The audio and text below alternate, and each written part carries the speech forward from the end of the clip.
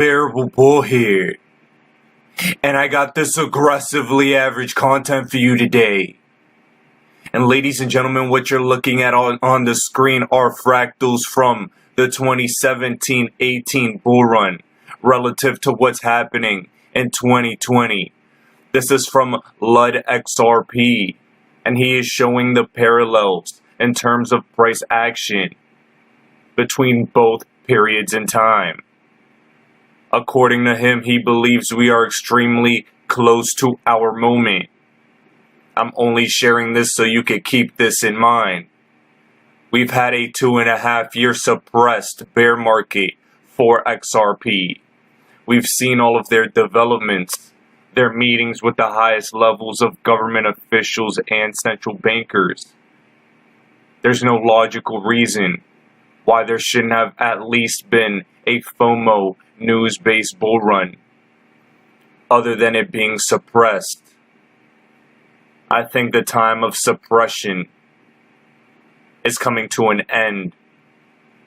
I think it may come very soon, but history is still left to be written.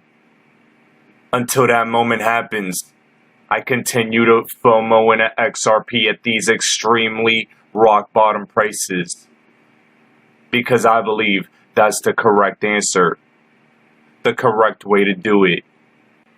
Now, ladies and gentlemen, when you take a look at the screen, we see the S&P 500 in red and the Fed balance sheet in blue. And ironically enough, immediately after the Fed expanded its balance sheet, the S&P 500 got artificially propped up. This happened approximately March 15th. And let me show you what was happening on March 15th. We see that the S&P 500 had approximately a 30% retracement from its all-time high. Approximately 30%. Without government intervention, we would be in the greatest depression in the history of mankind. This is only a fact. They're artificially inflating everything you see. Everything is an illusion. Fantasy economics at play. Nothing makes logical sense because there is no logic in this. It's all a facade to tame the masses. And here, this is one of my favorite images. This is the comparison from the 2008 crisis and the current crisis we're experiencing today. This is the repo liquidity injections we've been discussing for a long time now. Back in 2008, they were injecting liquidity. But then in 2019 and 2020, they injected a peak of 3 times more what they did in the 2008 crisis. This is magnitudes higher than what used to be.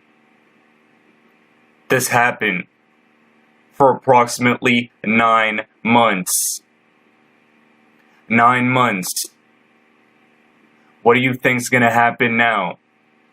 Now that they stopped. They were propping this up artificially, giving artificial liquidity, devaluing the currency. They did all of this to pivot. This pivot will uproot the state of the world we're in today.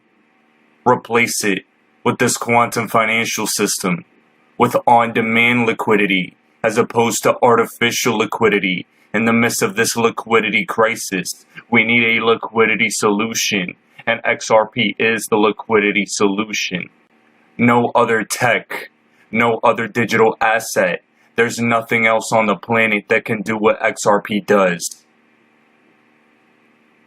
I have yet to see an alternative that's connected to all these institutions, all these banks, governments. If someone has one, please, in the description below, in the comment section below. Show me this alternative. But I don't think one exists. I think we have the endgame perfectly planned out, perfectly visualized, and we're just seeing the mainstream narrative of how they're going to release it. Now, with that being said, guys, I'm going to make a slight pivot in your attention from Mickey B. Fresh. Here's some info on the bridge, aka tunnel, being built between the XRP ledger and Ethereum. Ethereum smart contracts on the XRPL using XRP accounts, tapping into XRP for liquidity with an exchange gateway plugged into the other side.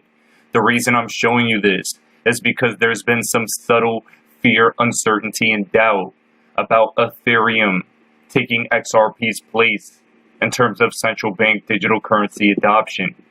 I want to put that to rest, and I want you to listen to this clip. So on the Flare network as well, we use the XRP ledger key algorithm. We swap that out in the Ethereum virtual machine. So we let the user hold on just to one key, and they can have an asset that's, say, a securitized asset, and that can be expressed in a contract form from its inception on the Flare network, with all of the KYC restrictions and trading restrictions that would apply to that. And an exchange could plug into the Flare network on one side, and then say the XRP ledger on the other side for liquidity for that asset, and it would all be unified to that one key that the user has.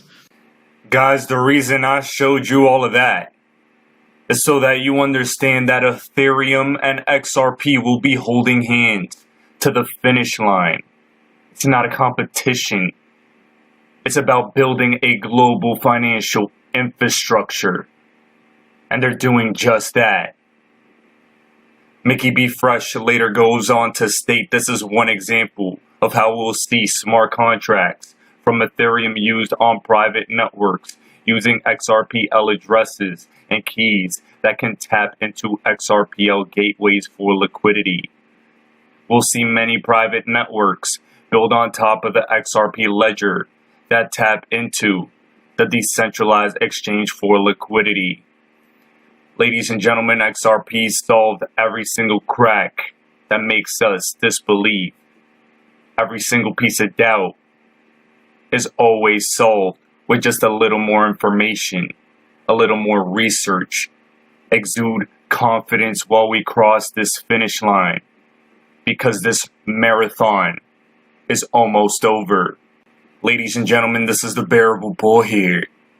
Thanks for tuning in. As always, I appreciate every single one of you. And I'll be back tomorrow with another video.